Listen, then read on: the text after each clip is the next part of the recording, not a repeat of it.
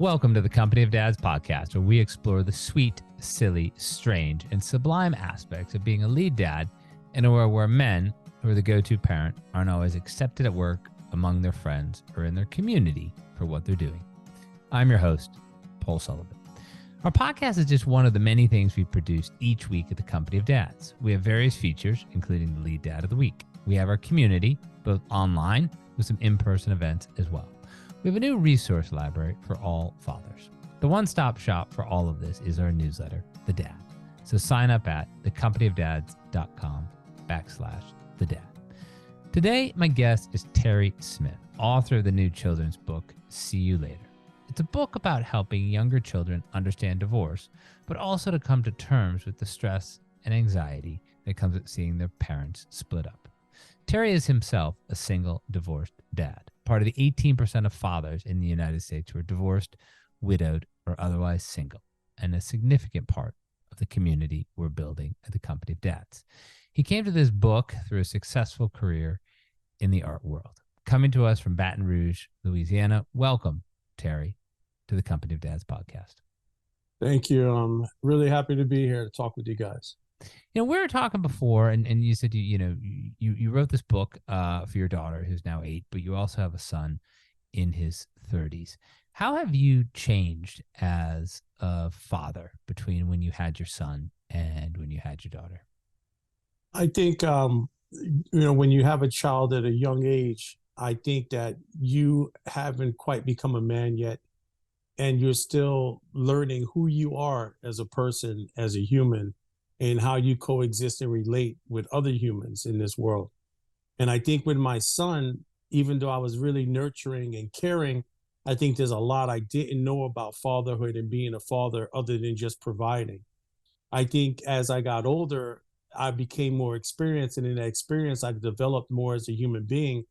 And I think I was a bit more kind of understanding of what others were going through and not just what I was going through. And I think that as I evolved, I think when, the relationship I have with my daughter is a bit more developed and a bit more, has more depth than it did when I had my son, when it was just pretty much just provide. And with my daughter, it's more of a nurturing and a providing situation. Mm-hmm.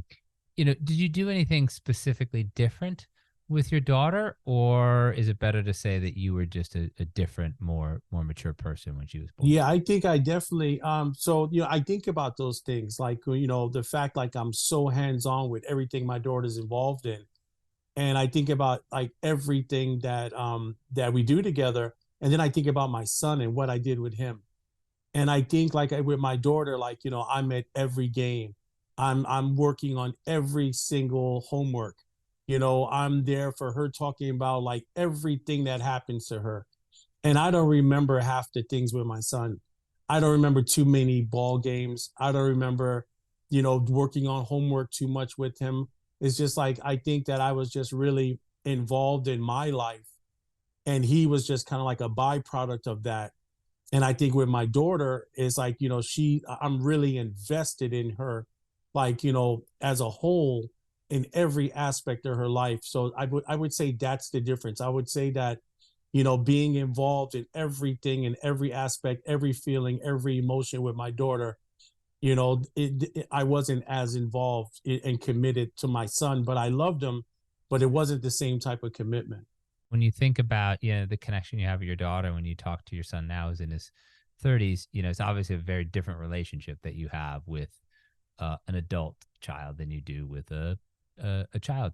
So I'm just curious, how your relationship with your son has evolved over the years. Oh yeah, I mean now he's a man.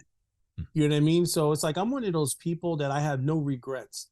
I don't look back on anything as a mistake, and it's just like, and as far as he's concerned, and we've talked about it, he says like, you're the best dad I could ever hope for.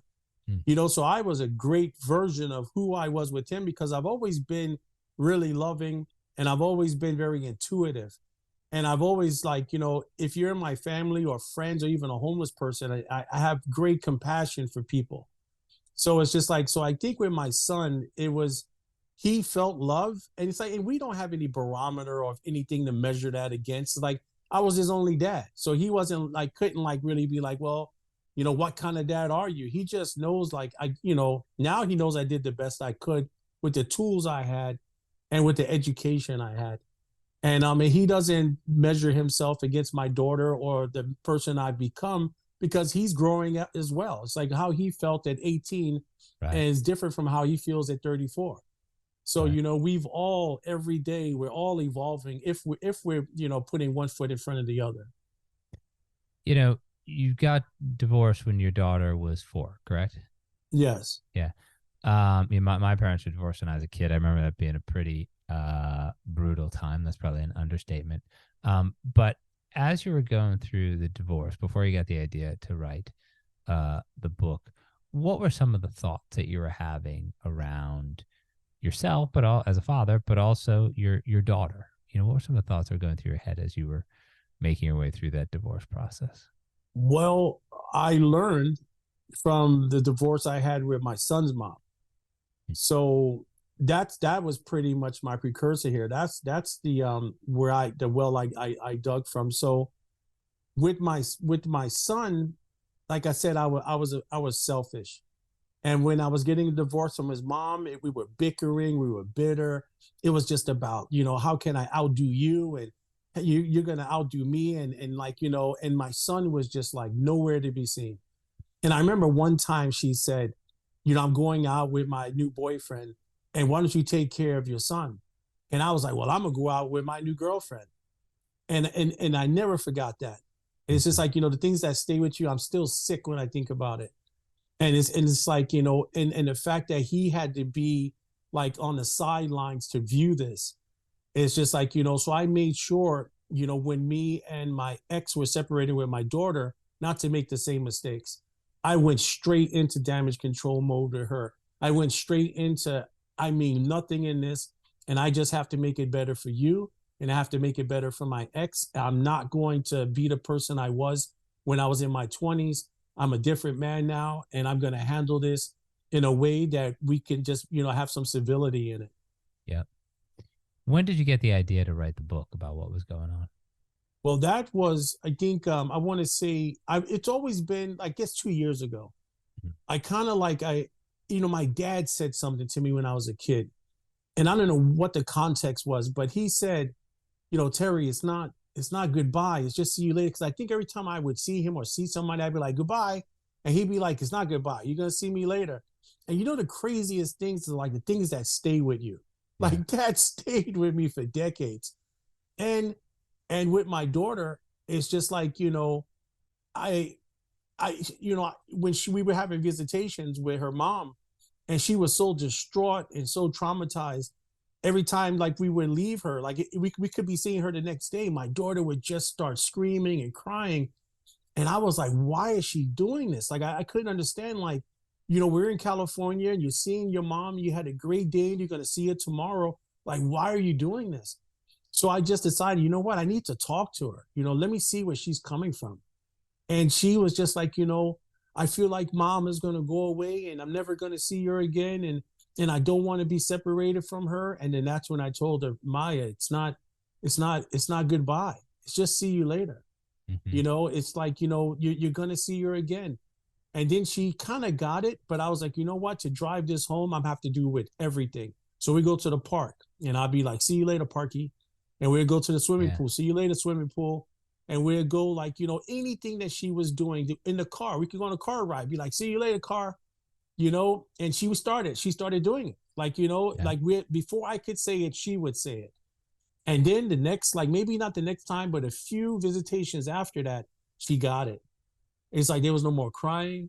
There was no more screaming. It was kind of like, okay, mom, I'm gonna see you tomorrow. And I had a great time. And I was like, it worked. Just something as simple as see you later and communicating with a child that it's not goodbye and dealing with their abandonment and their anxiety. It's like it worked for me. That's remarkable. And you're in Louisiana. Where is your daughter's mom? Where does she live now? She's in California, Los Angeles. She's in California. So see you later. There is a sort of great distance there, but is that still holding up for her? That she still understands that, Oh, she's on a whole nother level. I mean, she's just like, I mean, she's like 8 going on 16. You know, she's doing great. We just had a visitation with her mom this summer. And it's like, you know, and she's at the point now where she's kind of like ready to go. You know what I mean? Like, I've had enough of this visitation. Where's my dad coming? Right. So she's in a great place. You know, my daughter, like I said, she's a straight A student since pre-K. She's you know, winning tennis tournaments, gymnastics, karate, Spanish, French, you know, swimming. I mean, she does everything. And you know, she's like such a well-rounded person. She hates litter. Like if she saw a piece of trash in the street, she would get out the car and pick it up. It's just like she's so caring about people and environment. And it's just like, and she, you know, she's just like the most unselfish person I ever met in my entire life. Wow. When did the idea, because you tell us, see you later, you see how it's going to work. But as you told us, you know, off air, your career has mostly been in the art world. Yes. So how did it come that you would, you know, write a children's book? And you know, for the listeners, this is sort of, you know, aimed at, you know, kids in the sort of pre-K to sort of second, third grade area. How did that idea come to you as a way to help kids? Well, I think well, I've always been an artist, and I've always been on the business side of art as well. And with my art, I've always dealt with the human condition. You know, it's all about realism, and I'm not into fantasy. I'm not into escapism. It's like I'm into dealing with real issues.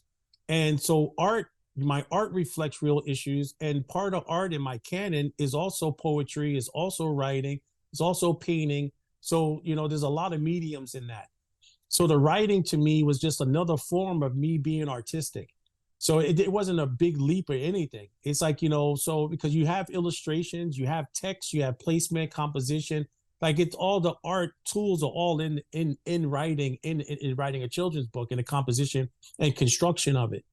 So for me to, you know, that was just, to me, it was just another form of expression. And like I said, I base all my art on what I'm going through, what I'm feeling, and my immediate surroundings. And for this, you know, my daughter and what she experienced, I always tell her, when bad things happen, you can't look at them as being negative. You have to look at the positive in it. It's like, you know, what can we get out of this that can bring this, you know, bring this somewhere else and create another dynamic from it. And I told her, let's write about our story, that you can help me write it, and that it will help other families to get through this. So she was on board with it. She loves the book. She loves like the illustrations, the story. And like I said, you know, when you look in the book, you'll see a police station that was like, you know, modeled after the police station that we would have our visitations. You know, there's a bookstore in there. That's where we would have our pickups and drop-offs. It's just like her room. She wants to go to Yale. That's in there. So everything is just realistic from first page to the end page, is a mirror reflection of our life and our experiences. Yeah. What was some of the input that she gave you as you were creating this book? Oh, like that doesn't look like me, or it's like, what kind of artist are you, Dad? Come on. Yeah, Maya Lucia, who's that? You know, it's like I didn't say that. You know what I mean? Or this is the way I would say it, or you know. And then she would just be like, "Dad, you got it," or "That's it." Like once I hit a stride, then I was like, "Okay, this is it." But yeah, she had something to say about every aspect of the book, the construction, the dimensions, you know, the color, the illustrations. It's just like, so like she just read the book. We gave a couple of copies to her teachers, and they read it in the school, and they all were just like, Maya, you're an author. Like you know, she's in the third grade. I picked her up yesterday. She was so happy. She was like, I'm a star. You know, it's like, I saw the principal today, and they were like, "Oh, we're gonna have you and Maya come by the school and do a reading for the school." So you know, it's really, and I think this conversation, you know, like I've been on a lot of women's podcasts about divorce. You're the first male, and I think a lot of the women are just shocked to see like a man like take responsibility of being a single father, and then also like loving it, and then writing a book about it. And just like, you know, and then being African American on top of it. So I just think that there's so many things, like especially women, that are just kind of like amazed, and then they can't believe I have single full custody. That's the other part they really don't understand. And so it's been a great experience, like, just talking about this book and about me and Maya and what we've experienced and how we navigated the waters to get out of it. Yeah. You know, it's a great book. It's a beautiful book. It's a great story. Do you have, and that's enough. But when you wrote this, did you have any sort of bigger goals for it? Did you see it as something that parents could buy their children to help them explain what was going on in that moment of divorce? Or is it more, for those kids in class whose parents are still married, and to give more empathy? Did you have a bigger goal like that in No, I mind? think the goal I had in mind was to assist parents who are going through what we went through. Mm. I mean, man, that first year, it's just like, what night didn't I cry? What night didn't I think about, what she going through? It's like, so this book, was something, like I said, just something like See You Later, and just time just healed all wounds. So this book, when I decided to create this book, is because, I went through hell, and she went through hell. And this book helped us to see our way back to the light. This book helped us to see our way back to a place that was positive and was enriching, and that it wasn't like the end all be all. Yeah. So I knew this book, if parents pick this book up, and like you said, man, it's like they say almost 50% of this country is divorced or separated, and like 1 in every 2 kids in this country is affected by divorce or separation. I mean, that's a huge number when you're dealing with 396 million people in the United States. Mm-hmm. So it's just like, so where I'm coming from is just that I know that this book can't help everybody, but this book can help a lot of people who don't know how to articulate what they're feeling, and also those younger parents who don't realize that the children are just as important as they are in a divorce, that they need to be able to sit at the table and have a voice and to express their feelings, their emotions, and their anxieties. And a lot of parents don't do that. The parents just pack the kids up like their luggage. And it's just like, and that's not fair to the kid. And it's not fair to the union of their family before this thing happened to them. So this book gives a voice to the children that hopefully the parents can listen to understand, what, we all have to get through this. We all are going through this. Yeah. Terry Smith, author of See You Later. This has been a great chat. One last question for you. We've talked about the process. We've talked about, your daughter. We talked about kids in general. But what did this process mean for you as, a man who's becoming a single divorced dad for the second time? Man, it's like, you always think you can't learn. You think like you can't learn more. Like you just have to be a sponge. And with this, it's like, I've grown. I've learned so much about myself. I've learned so much about children. I've learned more about divorce and separation. This book, in the process, and what I went through to create this book, and also to grow as a human being, it's just like, it's unmeasurable. So I just think that, I'm thankful. Like, we all wish that we didn't go through it. We all wish things could have been better. Sure. But, but I always say too, man, it's like, we have one life and it's fleeting. And we have to make the most and the most of the life and what we've been given, and to be thankful for what we have, and not what we lost, but for what we have. So this book is a testament to that. And it's a testament to just being and caring, and to also like just empathy, So for me, that's what the book has been all about. It's just like, it's something that I wanted to create to define me and my daughter and what we went through, and then also to help other parents and families who are going through what we went through, who are not able to articulate their feelings, and see, that each day that passes by, and like I always say, and this too shall pass. Terry Smith, thank you for being my guest today on the Company of Dads podcast. I've thoroughly enjoyed chatting with you. Thank you so much. I really appreciate it. Take care of yourself, Paul. Thank you for listening to the Company of Dads podcast. I also want to thank the people who make this podcast and everything else that we do at the Company of Dads possible. Helder Mira, who is our audio producer. Lindsay Decker, who handles all of our social media. Terry Brennan, who's helping us with the newsletter and audience acquisition.